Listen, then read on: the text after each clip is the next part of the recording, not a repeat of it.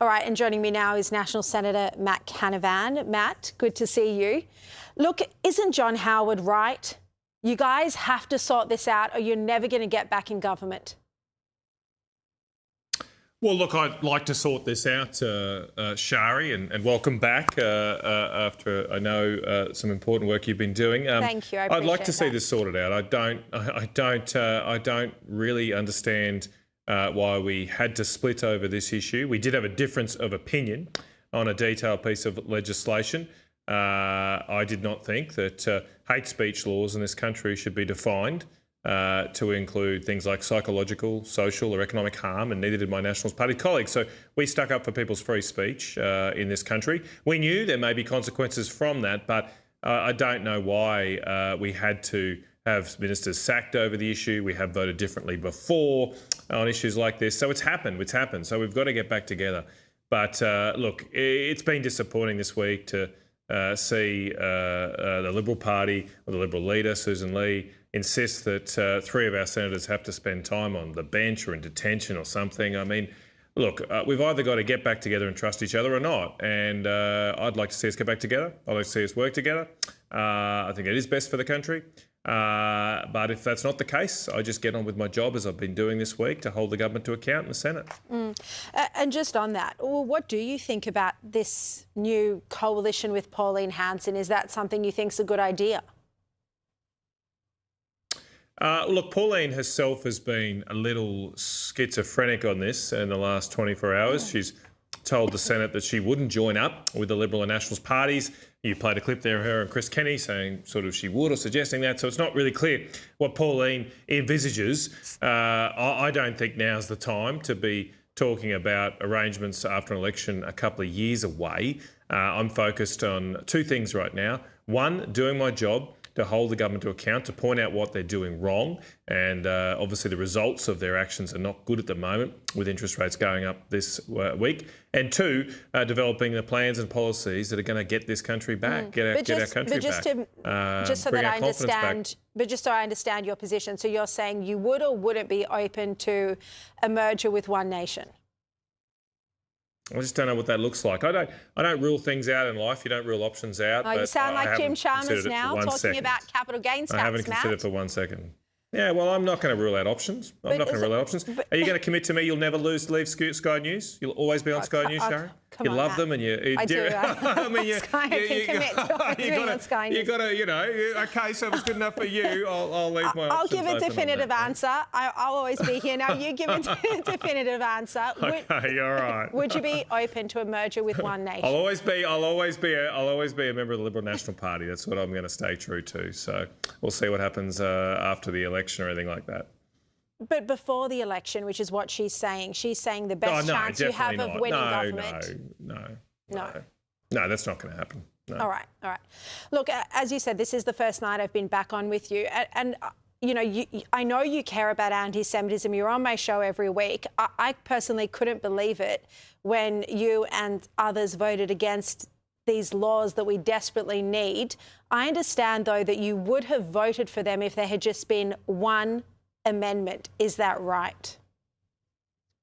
Yeah, look, as I said, Sharri, we had a few issues with these laws. Obviously, they were rushed through and there was a truncated process. I don't think that was the best way to tinker with these fundamental rights that affect all Australians. And I pointed out earlier that there was this issue that there was a bit of inconsistency in the law where in one part of the law there sort of had to be a report on whether a group was encouraging violence. But the objects of the Act, or this part of the Act, said that it was to protect Australians from psychological, economic and social harm.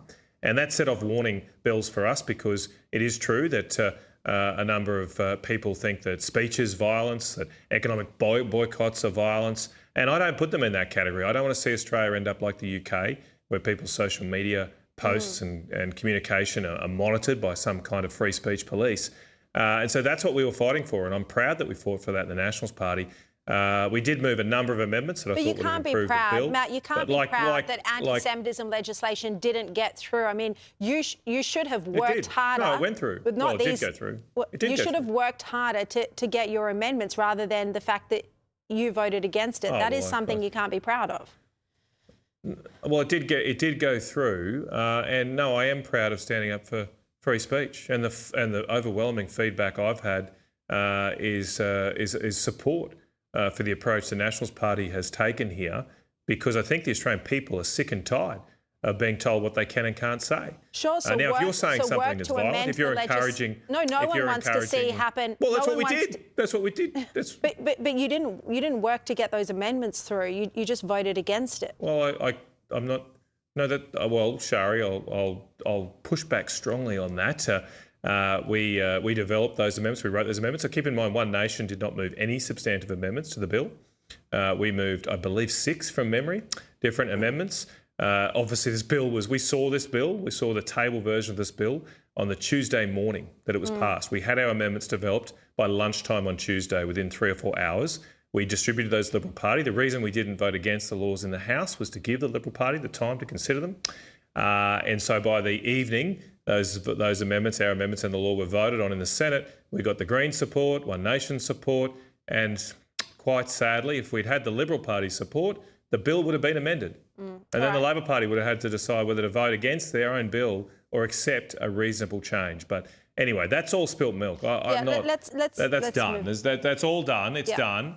But I'm not going to resile from the Nationals Party standing up for people's rights and freedoms in this country. I'm very proud of that. And if that means that some of my colleagues take pay cuts, we lose positions, well, that's worth it. That's worth it to stand up for people's rights.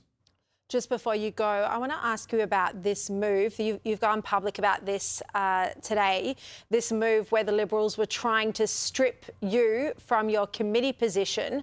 Tell me about this. Why did the Liberals want you off this committee? Well, you'd have to ask them about that. I can't speak for other motivations. Obviously, we don't have the coalition right now, but I strongly believe that the Nationals Party deserve representation on Senate committees. We have been elected to fight primarily for people who live outside our capital cities, who often don't get a voice on mainstream media, and it seemed extremely strange to me that the Liberal Party would be seeking to silence and gag those voices. I've been working my guts out on this climate misinformation inquiry, going to the points we were talking about earlier. There's a cabal of Labor and Green senators that want to pass misinformation laws that would penalise anybody that is questioning a solar and wind project that is destroying their local environment, or questioning the science behind climate change. And I'm totally against that. So I've been working my guts out on that. And yes, they tried today in the Senate to remove me from that committee, the Liberal Party. Fortunately, they ran out of time, and national senators remain on all our committees for now. I thank all those people out there who, I know a lot of people rang Liberal Party offices and that said, why are you doing this? Yeah. We need people like Susan McDonald, my colleague. I think I'm doing my best, and Bridget McKenzie and Ross Cadell to do our work, to represent people. Why wouldn't we be allowed to represent people? They weren't kicking the Greens off committees. You know, they're allowed on. Why shouldn't the National Senators be allowed on too? Yeah, look, it sounds like the relationship's just getting worse and worse if the Liberals are trying to kick you off a committee. And you, I mean, your performance on every committee is just exceptional. Matt, appreciate your time as always. Thank you.